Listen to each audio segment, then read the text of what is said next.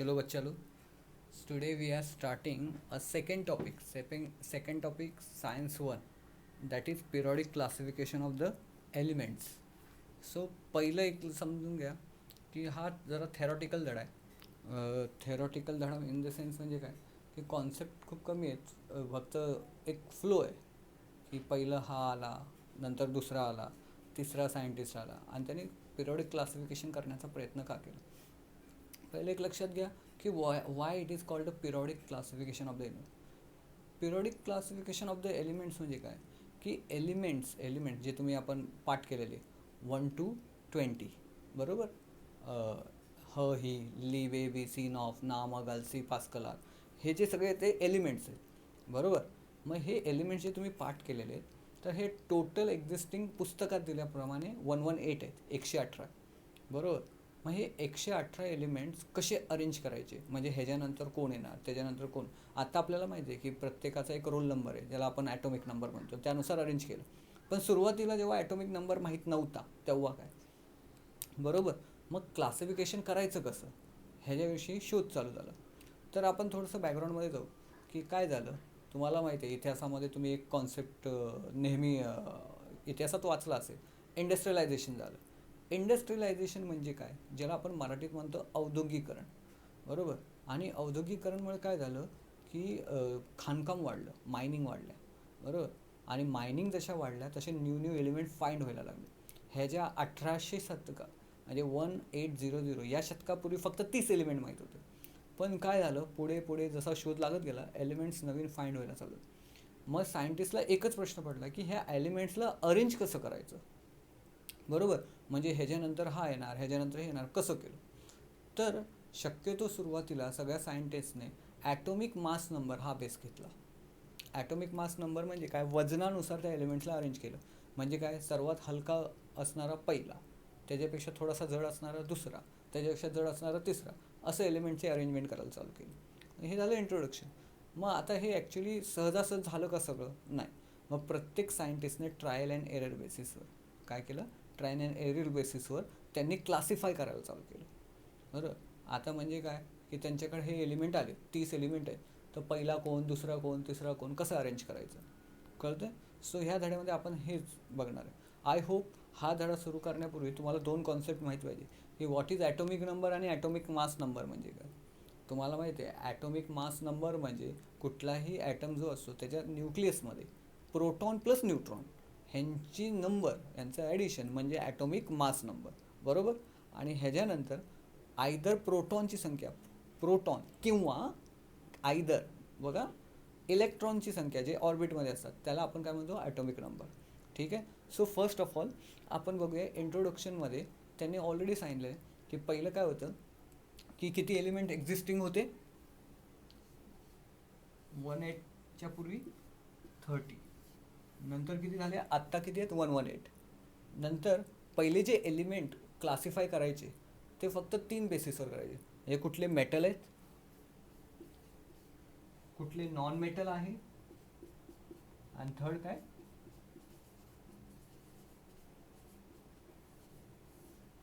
Metalloid, या बेसिसवर classify करायचे. पण हळूहळू काय झालं की एलिमेंट्स वाढत गेले आणि ह्या बेसिसवर नुसतं क्लासिफाय करणं पॉसिबल नव्हतं. मग ह्यांना आता पॉसिबली क्लासिफिकेशन कसं करायचं. क्लासिफिकेशन म्हणजे काय, ह्यांना अरेंज कसं करायचं म्हणजे पहिला कोण, दुसरा कोण, तिसरा कोण, असं अरेंज कसं करायचं. मग ह्याच्यामध्ये पहिला ट्राय करणारा जो सायंटिस्ट होता तो म्हणजे डोबे रायनर बरोबर. डोबे रायनरने ट्रायड फॉर्ममध्ये, ट्रायड म्हणजे त्रिके म्हणजे काय, ग्रुप ऑफ 3 या पद्धतीने अरेंजमेंट करायला चालू केली. आता त्याने काय केलं सांगतो की त्याने फिजिकल अँड केमिकल प्रॉपर्टी, तुम्हाला माहिती आहे केमिकल प्रॉपर्टी सेम असणाऱ्या 3 एलिमेंटचा एक ग्रुप बनवला. हे समजा केमिकल प्रॉपर्टी म्हणजे समजा एक आहे मेटल, मग दुसरा पण मेटल, तिसरा पण मेटल, ही झाली केमिकल प्रॉपर्टी. तुम्हाला माहिती आहे इलेक्ट्रॉन डोनेट करणारा कोण असतो, मेटल. मग त्यांनी काय केलं 3 एलिमेंट घेतले, 3 1 2 3 अशी अरेंज केली. तर त्याचं ऑब्झर्वेशन काय आलं की पहिला एलिमेंटचं मास आणि तिसऱ्या एलिमेंटचं मास जर तुम्ही कंबाईन केलं आणि त्याची ॲव्हरेज काढली, सरासरी काढली, तर ती बरोबर मधल्या एलिमेंटमधला म्हणजे मिडल एलिमेंट आहे त्याच्या एवढी निघते. म्हणजे काय, की डोबे रायनरचे जे ट्रायड्स होते त्याने कसे अरेंज केले की he take the group of 3 element having the same chemical property arrange increasing order of their atomic mass number. त्या ॲटॉमिक मास नंबरच्या चढत्या क्रमाने त्याने अरेंज केले. तर what he observe the atomic mass number of middle element is mean म्हणजे काय सरासरी mean of a first and third element. हे होतं डोबे रायनरचा लॉ किंवा डोबे रायनरचं अरेंजमेंट. मग आता सर ह्याच्यावर क्वेश्चन कसा येणार तर तुम्हाला डोबे रायनरची ट्रायड्स म्हणजे काय हे विचारलं जाणार. दुसरं म्हणजे डोबे रायनरची ट्रायड पेज नंबर 16वर ट्रायड दिले त्याच्यामध्ये बघा चार्ट आहे खाली त्याच्यामध्ये तुम्हाला 2.1 की त्याच्यामध्ये एक्झाम्पल दिले 3-3च्या ग्रुपमध्ये. त्यामध्ये वाटलं तर पहिलं एक्झाम्पल मी सांगतो कसं आहे आणि तुम्हाला असं विचारला जातो क्वेश्चन कसा विचारतं की डोबे रायनरची ट्रायड्स म्हणजे काय explain with the one example. बरोबर. मग तुम्हाला एक एक्झाम्पल देऊन हे एक्सप्लेन करायचं आहे आणि त्यासाठी हे एक्झाम्पलमध्ये ॲटॉमिक मास नंबर काही लोकांची तुम्हाला पाठच पाहिजे. हे ते जे एक्झाम्पल दिले ॲटलिस्ट एक एक्झाम्पल तरी पाठ करा.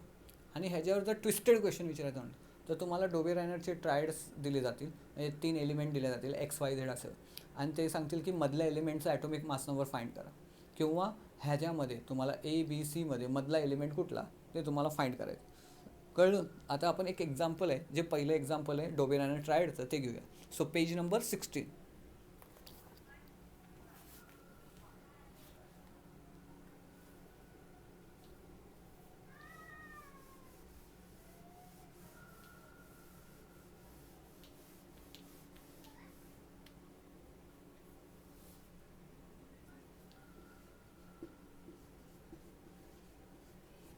बरोबर. पहिलं एक्झाम्पल दिलं आहे लिथियम सोडियम पोटॅशियम. तर त्याच्यामध्ये बघा लिथियमचं वजन दिलं आहे पहिल्या चार्टमध्ये 6.9.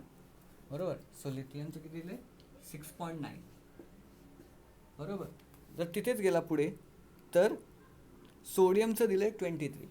सोडियमचं किती दिलं आहे 23. तरी ह्याचं पोटॅशियमचं दिलं आहे 23. सोडियमचं फाईंड करायचं आहे आणि डोबे रायनरच्या लॉनुसार जर तुम्ही केलं समजा ह्याला A कन्सिडर केला ह्याला B कन्सिडर केला आणि ह्याला C केला. बरोबर. सो A प्लस C किती आहेत 1 2 2 मग 6.9 प्लस 23/2. बरोबर. हे कळते म्हणजे काय ॲप्रॉक्सिमेट तुमचं जे येणार आहे ते अराउंड काहीतरी 14च्या रेंजमध्ये येणार. बरोबर. म्हणजे काय हे मधल्याचं काय झालं ॲटॉमिक नंबर 39.3 सोडियमचं त्यांनी 23 दिलं आहे आणि पोटॅशियमचं दिलं आहे 39. किती 39. मग हे निघाल्यानंतर येणार 23. हे आहे एक्झाम्पल. बरोबर. त्यामुळे तुम्हाला ॲटॉमिक मास नंबर तिघांचे पार्ट पाहिजे आणि हा मेथड. तर तुम्हाला ट्रिकीस क्वेश्चन कसा विचारणार की समजा मी तुम्हाला एक चार्ट देतो समजा हे डोबे रायनरचे ट्रायड्स A आहे B आहे C आहे. मी तुम्हाला ॲटॉमिक मास नंबर दिले की ह्याचा ॲटॉमिक मास नंबर 14 आहे ह्याचा ॲटॉमिक मास नंबर 16 आहे. तर हे ट्रायड्स आहे तर हे Bचं ॲटॉमिक मास नंबर काय तर तुम्हाला सिम्पल माहिती आहे की A प्लस C/2 14 आहेत हे 16 आहे तर किती झाले 30/2 किती झाले 15 म्हणजे मधल्याचं किती येणार 15. कळलं. हे कळतंय. आणि एक लक्षात घ्या he arrange the element in the increasing order of atomic mass number. Increasing order म्हणजे काय बघा 14 15 16 म्हणजे ॲटॉमिक मास नंबर वाढता पाहिजे. So he arrange the element in a increasing order of a atomic masses. मग हा आता डोबे रायनरचा टर्म म्हणजे पहिल्या पेजवर काय की सध्या एलिमेंट किती एक्झिस्टिंग आहे 118 अकॉर्डिंग टू युअर टेक्स्टबुक. तुमचं टेक्स्टबुक जर नवीन असेल तर त्याच्यामध्ये चेंज झालं असेल तर ते बघ. माझ्या माहितीनुसार ऑलरेडी 121 झालेले आहेत. कळलं. न्यू लेटेस्ट ह्याच्यानुसार पण पुस्तकात दिले ते आयडियल समजायचं. दुसरं की डोबे रायनरचे ट्रायड्स म्हणजे काय. सो सेम केमिकल प्रॉपर्टी असणारे एलिमेंटचे 3 ग्रुप बनवले म्हणजे 3 एलिमेंटचा एक ग्रुप बनवला त्यांना increasing order of atomic masses arrange केलं. Increasing order of atomic masses म्हणजे चढत्या क्रमाने ॲटॉमिक मास अरेंज केलं. तर काय ऑब्झर्वेशन आलं की पहिल्या आणि तिसऱ्या एलिमेंटचं जर वजन जे आपण सरासरी काढली म्हणजे मीन काढला तर कुठल्या ह्याच्यासारखा भरतो मधल्या एलिमेंट एवढा तो भरतो म्हणजे मधल्या एलिमेंटचा तो काय निघतो मास नंबर निघतो. सो असं त्याने दिलं. मग लिथियम सोडियम पोटॅशियम ते लक्षात घ्या calcium, Cirium, barium, chlorine, bromine, iodine कुठलेही घ्या, बरोबर. आणि तुम्हाला ट्रिकीच क्वेश्चन म्हणजे ॲटॉमिक मास नंबर काढायला होते जर ते डोबेर आयनचे ट्रायड्स असतील तर. हा आहे पहिला टॉपिक. हे कळतं आहे का? हे आणि प्लीज डाऊट विचारा की नाही सर हा टॉपिक नाही समजला, मग मला ते टॉपिक मग परत एक्सप्लेन करायला बरं. कारण की आत्ता ऑनलाईन चालू असताना किंवा व्हिडिओ रेकॉर्ड कळत नाही की नेमकं तुम्हाला कळलं की नाही. ठीक आहे. सो हाय फर्स्ट की डोबे रायनरचे ट्रायड्स क्वेश्चन कळले कसे आहे ना. आणि हे क्वेश्चनच्या फॉर्मॅटमध्ये बघत जा म्हणजे धडा कवर होईल तुमचा. आता ठीक आहे सर, मग आता झाले अरेंज. 3-3चा ग्रुप बनवला, सेम केमिकल प्रॉपर्टी असणारे. पहिल्या आणि तिसऱ्या एलिमेंटचं ॲटॉमिक मासचा मीन काढला, मधल्याचा निघाला, झाले असतील अरे. झाले, पण काय झालं की जेवढे एलिमेंट्स त्यावेळी अस्तित्वात होते, अराउंड 30 एलिमेंट बरोबर अस्तित्वात होते, प्रत्येकजण हा लॉ फॉलो करत नव्हता. म्हणजे मध्ये काहीतरी असे आले की त्यांचं जर ॲटॉमिक मास नंबर काढलं तर मधल्याचं ॲटॉमिक मास नंबर तेवढं भरत नव्हतं किंवा तेवढं येत नव्हतं.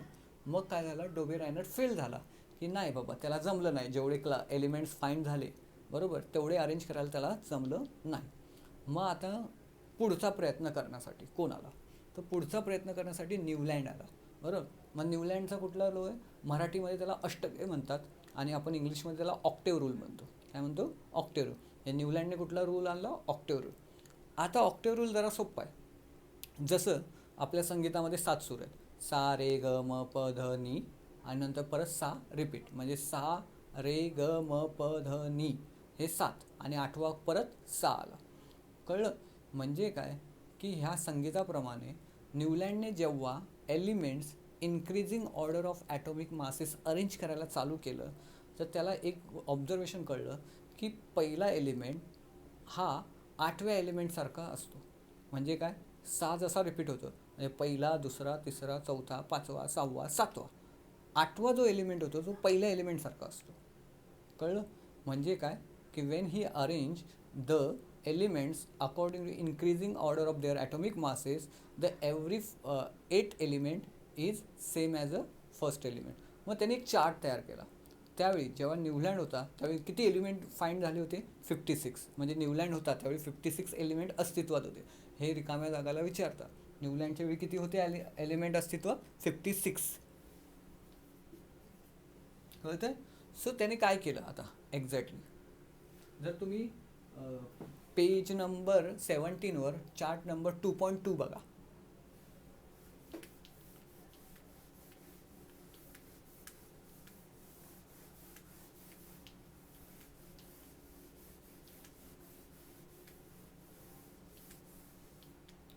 Chart number 2.2. तर त्याच्यामध्ये बघा एक टेबल अरेंज केलं आहे, बरोबर. त्याचं परत हायड्रोजन आहे, बरोबर. आणि नंतर मग पुढे एलिमेंट आले. तर तुम्ही बघताल त्याच्यावर लिहिलं आहे इंग्लिशमधले सूर आहेत आणि त्याच्याखाली मराठीचे सूर. तर बघा सा रे ग म प ध नी, आणि परत 6च्या इथे खाली हायड्रोजनच्या खाली सोडियम आलेला आहे, बरोबर. म्हणजेच काय की हायड्रोजन आणि जे खाली जो सोडियम आला आहे, सॉरी फ्लोरीन आला आहे, फ्लोरीनचे प्रॉपर्टीज सेम आहे. हायड्रोजनच्या खाली जो फ्लोरीन आहे त्याच्या प्रॉपर्टीज काय सेम आहे. का? कारण की तो 8वा आहे. जर increasing order of their atomic masses arrange केले म्हणजे काय, सा रे ग म प ध नी सा, बरोबर. हे प्रत्येक 8वा एलिमेंट हा पहिल्या एलिमेंटसारखा. मग आपण हायड्रोजनपासून 8वा कुठला आहे? फ्लोरीन. त्याच्या पुढे बघा हायड्रोजनच्या पुढे लिथियम आहे. लिथियमपासून 8वा कुठला आहे? तर लिथियमपासून 8वा आहे सोडियम. म्हणजे काय की पहिला एलिमेंट हा 8व्या एलिमेंटसारखा सेम असतो. हे कोणी केलं? न्यूलँडच्या ऑक्टेवने ह्याने प्रूव्ह करायचं होतं. सर मग आता झालं की मग 56 एलिमेंट होते. ते 56 एलिमेंट 7x8 अशा ज्या कॉलम आहे,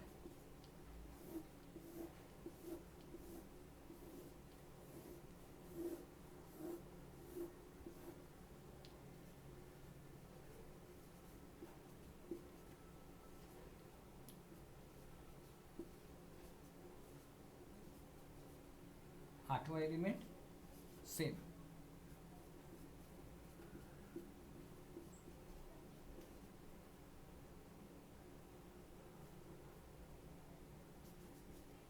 म्हणजे काय, प्रत्येक 8वा एलिमेंट सेम झाला.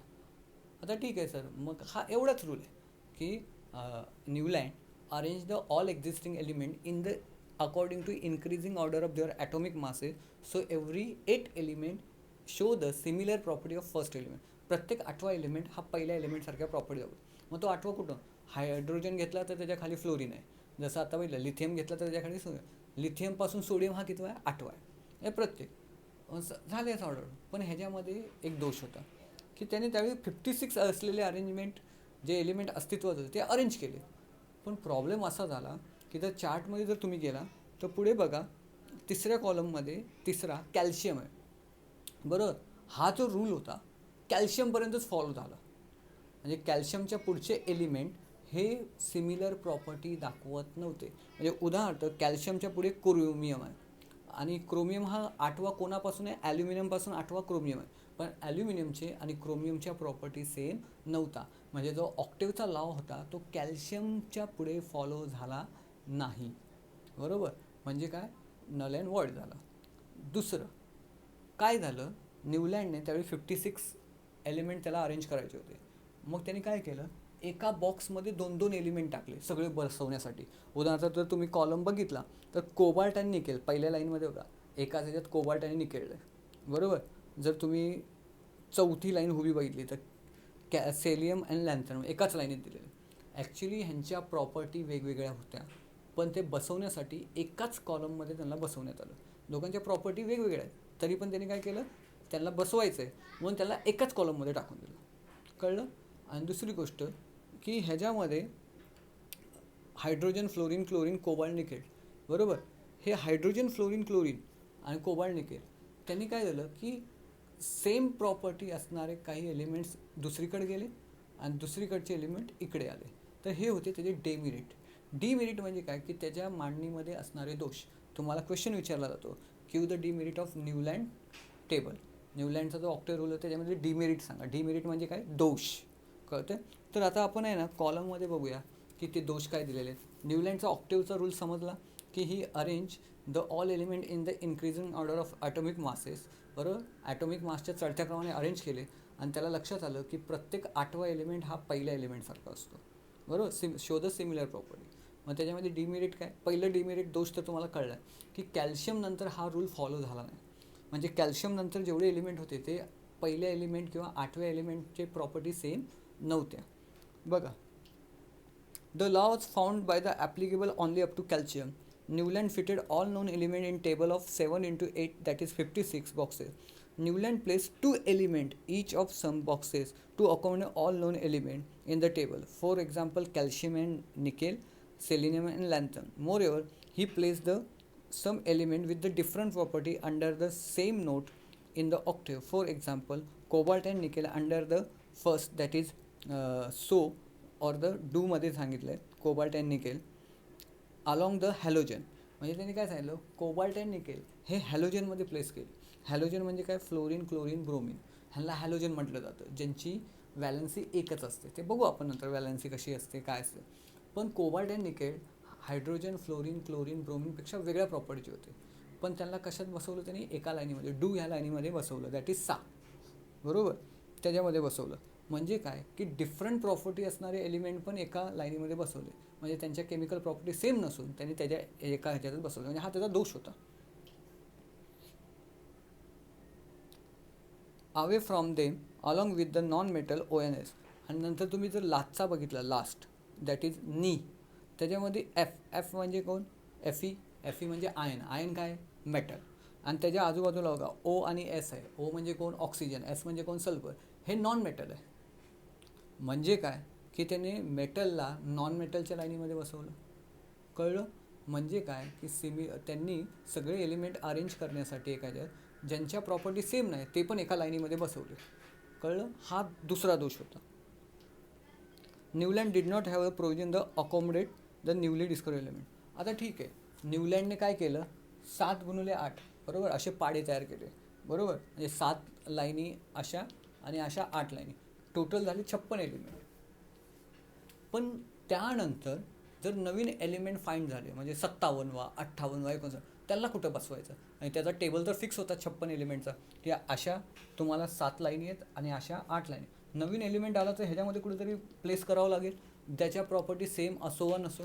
म्हणजे काय, न्यूली फाइंड एलिमेंट होते त्याला न्यूलँडला जागा देता आली नाही. कळलं. मग हे होते डिमेरिट ऑफ न्यूलँड्स. कळलं? मग ह्याच्यावर असा क्वेश्चन विचारला जातो की न्यूलँडचा लॉ सांगा, ऑक्टेव्ह लॉ, ऑर द 2 मार्कासाठी give the demerit of Newland octave. Demerit काय होते म्हणजे दोष काय होते, हा असा क्वेश्चन विचारला जातो. म्हणजे काय की न्यूलँड पण काय झाला, फेल झाला, की त्याला सगळ्या एलिमेंट्सला जागा देता आल्या नाही. मग आता करायचं काय? मग न्यूलँड झाला, हे सगळं झालं. मग ह्याच्यामध्ये सर्वात आघाडीचा म्हणजे परत थोडे दिवस गेल्यानंतर एक नवीन सायंटिस्ट आला, that is known as the Mendeleev. आता मेंडेलिव्हने काय केलं, मेंडेलिव्हने पण एलिमेंट अरेंज करायचा प्रयत्न केला, पण त्यांनी काय केलं, डायरेक्ट एलिमेंट नाही अरेंज केलं. एलिमेंटला हायड्रोजनसोबत रिॲक्ट केलं आणि त्याचे हायड्राईड तयार केले. एलिमेंट्सला ऑक्सिजनसोबत रिॲक्ट केलं आणि त्याचे ऑक्साईड्स तयार केले, हायड्राईड आणि ऑक्साईड. आणि त्या ऑक्साईड्स आणि हायड्राईडच्या प्रॉपर्टी लर्न केल्या किंवा शिकल्या, की त्यांची डेन्सिटी काय, त्यांचा मेल्टिंग पॉईंट काय, बॉइलिंग पॉईंट काय, बरोबर. आणि त्यांच्या ॲटॉमिक मास नंबरप्रमाणे त्याने त्याला अरेंज करायचा प्रयत्न केला, बरोबर. त्याच्यामध्ये पाडे कसे असतात तशा हुब्या लाईनी आणि आडव्या लाईनी होत्या, बरोबर. वर्टिकल लाईन ज्या आहेत, बरोबर, हुब्या लाईनी, त्यांना नाव दिलं आपण ग्रुप, बरोबर. हुब्या लाईनी आहेत त्याला आपण काय म्हणतो, ग्रुप. आणि ज्या आडव्या लाईन आहेत, बरोबर, त्याला म्हटलं जातं पिरियड्स, त्यांना काय म्हटलं जातं, पिरियड्स. सो ग्रुप अँड पिरियडमध्ये त्याने काय केलं, एक टेबल बनवलं आणि सगळ्या एलिमेंटचे हायड्राईड आणि ऑक्साईड बनवले आणि त्यांना अरेंज केलं. तर त्यांनी काय सांगितलं की हायड्राईड आणि ऑक्साईड त्याने अरेंज केल्यानंतर तो काय बोलतो की ॲटॉमिक मास नंबरप्रमाणे ह्याला अरेंज केला तर after certain interval of time, काही काळानंतर त्या प्रॉपर्टी काय होतात, रिपीट होतात, बरोबर. त्या काय होतात, रिपीट होतात. फॉर एक्झाम्पल सांगू, त्याने अरेंज कसं केलं ते तुम्हाला दाखवतो.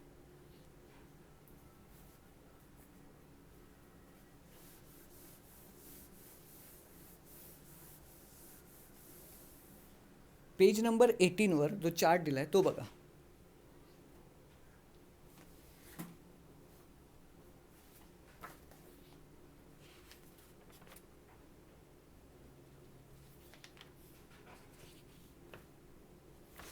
बघा, मी इंट्रोडक्शन वाचतो, तुम्ही लक्ष द्या line to line.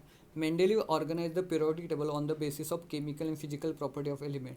This were a molecular formula of hydride and oxide of the element, melting, boiling point and density of element, their hydrides and oxide. Mendel found an element with the similar physical chemical property repeat after definite interval time.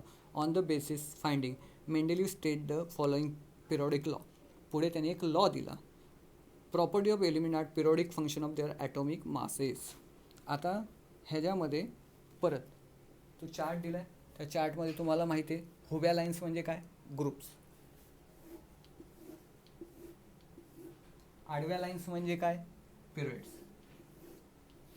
त्यांनी काय केलं, एलिमेंट्सला हायड्रोजनसोबत react केलं, हायड्राईड्स तयार केले, ऑक्सिजनसोबत react केलं, oxides तयार केले.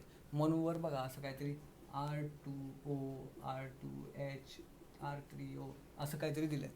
म्हणजे काय, त्याने काय केलं की त्यांचे हायड्राईड आणि ऑक्साईड घेतले आणि त्यांचे ॲटॉमिक मास नंबर मेज केले आणि अरेंज केले. तर त्याला काय लक्षात आलं, समजा इथे एक एलिमेंट दिला की काही काळानंतर कुठल्या तरी एलिमेंटची प्रॉपर्टी ए सारखीच आहे, म्हणून त्याला कुठे जागा दिली, एच्या खाली. जर तुम्ही बघितलं तर पहिला कोणतरी हायड्रोजन का लिथियम दिला आहे, बरोबर. त्याच्या खाली बघा दुसरा आला आहे सोडियम, बरोबर. हायड्रोजनच्या खाली लिथियम, लिथियमच्या खाली सोडियम. ह्याचा अर्थ काय की हायड्रोजन, लिथियम आणि सोडियम ह्यांच्या प्रॉपर्टी काय सिमिलर आहे. म्हणजे तो ॲटॉमिक मास नंबरप्रमाणे हे हायड्राईड आणि ऑक्साईड अरेंज करत गेला. तर त्याला कळलं की after the interval of time, some interval time, काही काळानंतर ह्या प्रॉपर्टी रिपीट होतात. मग त्यांना त्याच्या खाली जागा दिली. म्हणजे जेवढे पण एलिमेंट एकमेकाच्या खाली दिसत आहेत त्या सगळ्यांच्या प्रॉपर्टी काय सेम आहे. कळलं, बघा हे कळतं आहे का. मेंडेलिव्ह होता, मेंडेलिव्हने एलिमेंट्स घेतले, हायड्रोजनसोबत रिॲक्ट केलं, हायड्राईड्स तयार केले, ऑक्सिजनसोबत रिॲक्ट केलं, ऑक्साईड तयार केलं आणि त्यांनी त्याच्या प्रॉपर्टीज काय केल्या, लर्न केल्या म्हणजे शिकल्या. तर त्याला काय अरेंज झालं की जेव्हा तुम्ही हे हायड्राईड आणि ऑक्साईड ॲटॉमिक मास नंबरप्रमाणे अरेंज करतात, after the some interval of time काय होतात, त्या रिपीट होतात. त्याच्यावरनं त्याने एक लॉ दिला की ज्या प्रॉपर्टी आहे, chemical property of the element are the periodic function of atomic masses. ह्याचा अर्थ काय की पिरियोडिक फंक्शन म्हणजे काय, सर्टन इंटरवल नंतर काही प्रॉपर्टी परत रिपीट होतात, त्याला म्हणतात पिरियोडिक फंक्शन. मग त्यांनी काय सांगितलं की जर तुम्ही ॲटॉमिक मास नंबरप्रमाणे जर तुम्ही एलिमेंट अरेंज करत गेला तर आफ्टर इंटरवल ऑफ टाईम ते काय होणार, प्रॉपर्टी रिपीट होणार. So it is called the periodic function of a atomic masses. कळलं? म्हणजे ॲटॉमिक मास नंबरप्रमाणे तुम्ही एलिमेंट अरेंज केले तर काही काळानंतर after some interval of time काय होणार, प्रॉपर्टी रिपीट होणार आणि सेम प्रॉपर्टी असणाऱ्याला त्यांनी एकाखाली एक जागा देत गेला. म्हणून बघा ग्रुप 1, ग्रुप 2, ग्रुप 3, ग्रुप 4 आले. म्हणजे काय, ग्रुप 1मध्ये जेवढे एलिमेंट आहेत त्यांच्या प्रॉपर्टी, केमिकल प्रॉपर्टी काय सेम आहे. ग्रुप 2मध्ये त्यांच्या सगळ्या केमिकल प्रॉपर्टी काय सेम आहे. कळतं? हा आहे तुमचा मेंडेलिव्ह. त्यामुळे तो लॉ लक्षात ठेवा, विचारतात. आणि मेंडेलिव्हने कुठल्या बेसिसवर केले अरेंज? ॲटॉमिक मास नंबरच्या बेसिसवर अरेंज केले. कळलं? आता सर म्हणजे आता प्रॉब्लेम सॉर्ट आउट झाला की आता जेवढे एलिमेंट्स होते ते बरोबर अरेंज झाले. पण आता हे गुण आणि दोष, ज्याला मेरिट आणि डिमेरिट म्हणतात, म्हणजे मेंडेलिव्हने जे पिरियॉडिक फंक्शन तयार केलेलं किंवा जो टेबल तयार केलं त्याचे मेरिट्स काय? मेरिट्स म्हणजे काय, त्याचे प्लस पॉईंट काय? बरोबर. मग तुम्ही पेज नंबर 19वर जाताल तर त्याचे मेरिट्स आणि डिमेरिट्स दिले. तर त्याच्यावर 19 पेजवर आहे मेरिट्स. मेरिट्स म्हणजे काय, गुण. असा 2 मार्काचा क्वेश्चन येतो की give the merits of Mendeleev periodic table. कळलं? मेंडेलिव्हच्या पिरियॉडिक टेबलचे मेरिट्स द्या. मेरिट्स म्हणजे गुण. पहिलं जो दिला आहे, मी वाचत जातो का तुम्हाला वाचता आलं पाहिजे, कळलं पाहिजे काय सांगितलं. Atomic masses of some element were revised so as give them the proper place in a periodic table in accordance to with their property. For example, beryllium have atomic mass 14.09 was changed correct value 9.4 and beryllium is placed before the boron.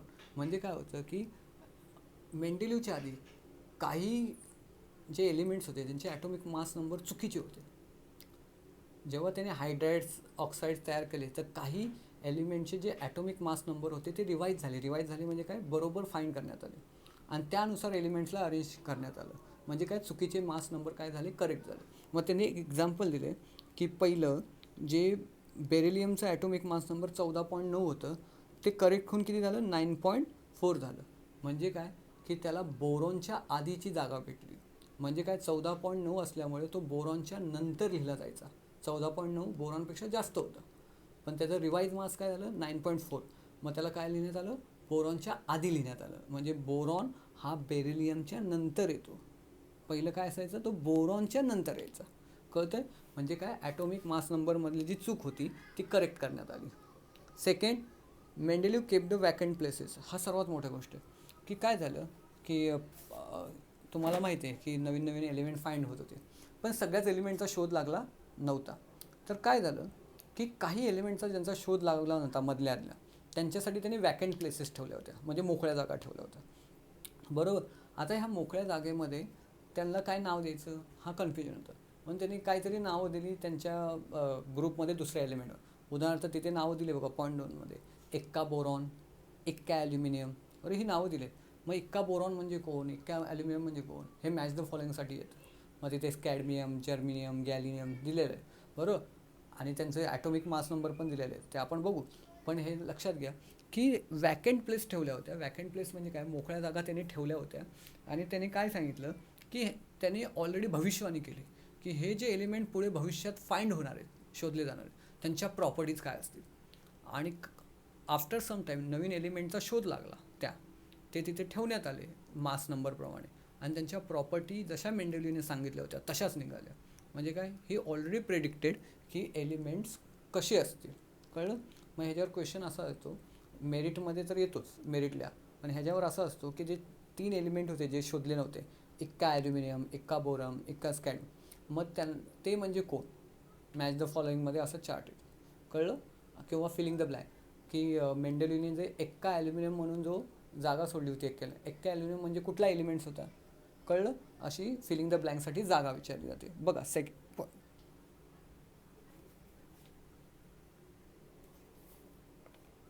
so 3 of unknown element that is given name Icca boron, Icca aluminum and Icca silicon from the cone neighbor. Their atomic masses indicate 44, 68, 72 respectively. Not only this property were also predicted, later this element were discovered and named the cadmium, gallium and germanium. या त्यांनी जे 3 elements unknown होते आणि त्यांना असंच नाव दिलं होतं की इक्का ॲल्युमिनियम, इक्का बोरॉन आणि इक्का. तर त्यानंतर त्यांचे ॲटॉमिक मास नंबर तर माहीत होते पण प्रॉपर्टी माहीत नव्हत्या. पण ते नंतर शोध लागला आणि त्यांना स्कॅडमियम, गॅल्मियम, जर्मियम असं नाव देण्यात आलं. बरोबर. हा होता दुसरा त्याचा दोष किंवा दोष नाही, सॉरी, मेरिट. मेरिट म्हणजे गुण होता. आता तिसरी प्रॉपर्टी बघा, की Mendeleev no place reserve for the noble gases. नंतर तुम्हाला माहिती आहे नोबेल गॅसेस, ज्याला मराठीत आपण राजवायू म्हणतो, इनर्ट गॅसेस म्हणतो, की those gases which do not take part in a reaction called a noble gases. त्यांना काय म्हणतो आपण? Noble gases. आता काय झालं की आफ्टर सम टाईम ह्या नोबेल गॅसचा शोध लागला. आता ऑलरेडी पिरियॉडिक टेबल बनलेला मेंडेलिव्हचा, मग त्याला जागा कुठं देण्यात आली? तर त्यांनी पिरियॉडिक टेबल असा बनवला होता की लास्टला ह्यांचा एक अख्खा ग्रुप आपल्याला तिथे लिहिता आला. फॉर एक्झाम्पल, हा आहे मेंडेलिव्हचा पिरियॉडिक टेबल, इथे संपला. तर काय झालं की आपल्याला इनर्ट गॅसेस भेटले. कुठले? Helium, neon, argon, krypton, xenon, radon. बरोबर. मग डायरेक्ट एक हुबा कॉलम इथे टाकण्यात आला, ज्याला झिरो ग्रुप म्हणतो आपण, आणि तिथे helium, neon, argon, krypton, xenon, radon ह्याला सगळ्यांना जागा देण्यात आली. म्हणजे कुठलाही ह्यातला टेबल न ॲडजस्ट करता, डिस्टर्ब न करता ह्या इनर्ट गॅसेसला जागा देण्यात आली, नवीन जे शोधले गेले होते. ठीक आहे. हे होते मेरिट्स, की मेंडेलिव्हने हे चांगल्या गोष्टी केल्या, की ॲटॉमिक मास नंबर रिवाईज झाले, इम्प्रूव्ह झाले, चुकीचे नवीन करण्यात आले. नंतर ज्या एलिमेंटचा शोध लावल्यानंतर त्याच्या त्यांनी प्रॉपर्टी ऑलरेडी सांगून ठेवलेल्या, नंतर शोध लागला, प्रॉपर्टी सेम निघाल्या. नंतर नवीन एलिमेंट फाईंड झाले, त्यांना वेगळी सेपरेट इनर्ट गॅसेसला, खास करून इनर्ट गॅसेसला त्यांना न डिस्टर्ब करता बाकीचा टेबल जागा देण्यात आला. मग आता डीमेरिट काय? डीमेरिट म्हणजे काय? दोष काय?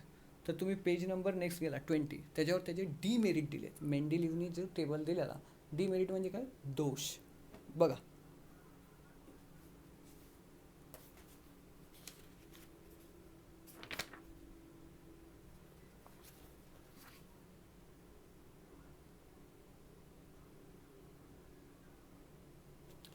आता काय झालं की पहिला दोष, की त्याने काही ॲटॉमिक मास नंबर हे होल नंबर असतात. होल म्हणजे कंप्लीट, अपूर्णांकात देत नाही. बरोबर. म्हणजे असं मेंडेलिव्हने त्याला कंप्लीट नंबर दिला. मग त्याने काय सांगितलं की कोबाल्ट आणि निकेल ह्यांचं जे ॲटॉमिक मास नंबर होता तो 59 होता. दोघांचा पण सेम होता. मग नेमकी कोणाला पहिली जागा द्यायची? कोबाल्टला पहिलं लिहायचं का निकेलला पहिलं लिहायचं? मग ह्याच्या बाबतीत ॲम्बिग्युटी म्हणजे कन्फ्युजन. एक ॲम्बिग्युटी म्हणून वर्ड आला, म्हणजे काय? कन्फ्युजन झालं की नेमकं कोणाला पहिलं स्थान द्यायचं, की कोबाल्टला 59 म्हणून पहिलं स्थान द्यायचं का निकेलला 59? म्हणजे काही एलिमेंटच्या बाबतीत ज्यांचे ॲटॉमिक मास नंबर सेम निघाले त्यांना नेमकं कोणाला पहिलं स्थान द्यायचं, कोणाला दुसरं द्यायचं, हे कन्फ्युजन क्रिएट झालं. सो हा पहिला दोष कोणाचा? मेंडेलिव्हच्या पिरियडिक टेबलचा. So it's a ambiguity. Second, isotopes. I hope सगळ्यांना आयसोटोप्स म्हणजे माहिती आहे. आता मला सांगा, आत्तापर्यंत जो मेंडेलिव्ह काय करत होता की ॲटॉमिक मास नंबरप्रमाणे त्यांना काय देत होता? जागा देत होता. म्हणजे काय? ज्याचा ॲटॉमिक मास नंबर सर्वात कमी तो पहिला, त्याच्यापेक्षा जास्त दुसरा, त्याच्यानंतर तिसरा, चौथा, अशी जागा देत होता. आता तुम्हाला आयसोटोप्स, आय होप तुम्ही 9वीला शिकलाय आयसोटोप्स म्हणजे काय. आयसोटोप्स म्हणजे काय माहिती आहे काय?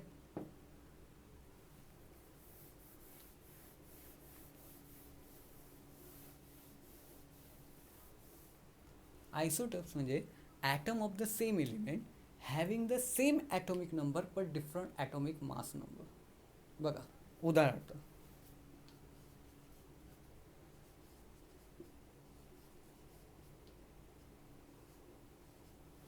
Item of the same element, बरोबर, having the same atomic number पण डिफरंट ॲटॉमिक मास नंबर.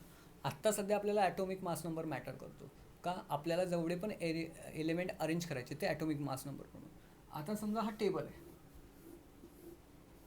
इथे ॲटॉमिक मास नंबर 1ला जागा, 2ला जागा आणि 3ला जागा. बरोबर. मग पहिल्याचा ॲटॉमिक मास नंबर काय? हायड्रोजनचा ह्याचा 1. मग ह्याला इथे समजा जागा दिली. ह्याचा ॲटॉमिक मास नंबर 2, ह्याला कुठे जागा दिली? येते. ह्याचा 3. पण हे चालेल का? नाही. का? कारण की आयसोटोप जे असतात त्याची व्याख्या सिंपल आहे, की atom of the same element having the same atomic number पण डिफरंट ॲटॉमिक मास नंबर, पण त्यांच्या केमिकल प्रॉपर्टीज सेम असतात. आणि आपण बघितलं आहे की ज्यांच्या केमिकल प्रॉपर्टी सेम असतात त्यांना एकाच कॉलममध्ये जागा देता येते. मग ॲटॉमिक मास नंबर 1, 2, 3 असला तर त्यांना एका ठिकाणी जागा देता येईल का? तर नाही. का? ॲटॉमिक मास नंबरप्रमाणे मास नंबर वाढत चालला आहे, मग त्यांना पुढेच जागा द्यावी. पण त्यांच्या केमिकल प्रॉपर्टी काय झालं? सेम आहे. सो देअर फोर आयसोटोप्सला प्रॉपर जागा मेंडेलिव्हला देता आली नाही. कन्फ्युजन क्रिएट झालं. कळतंय? सो हा होता सेकंड डिमेरिट किंवा दुसरा दोष.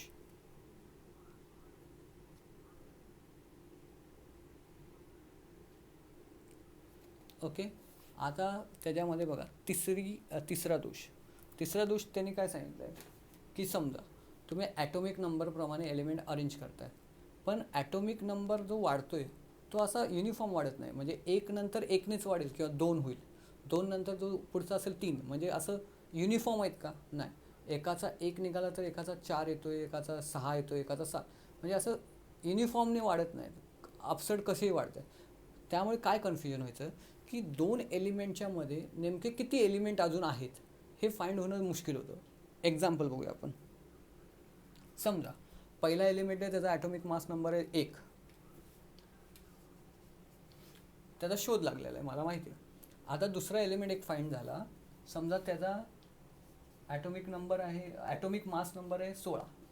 आता 1 ते 16 मध्ये नेमके किती एलिमेंट्स आहेत, ॲटोमिक मास नंबरप्रमाणे किती एलिमेंट्स येऊ शकतील ते मला एक्झॅक्टली माहिती होत नव्हतं. का? 1च्या नंतर ह्याच्यामध्ये असं 2, 3, 4 असे येतील असं नव्हतं. ॲटोमिक मास नंबर 3 पण असू शकतो, 4 पण असू शकतो, हे 2च असू शकतात, किंवा प्रत्येक एकने वाढणारे 16 असू शकतात.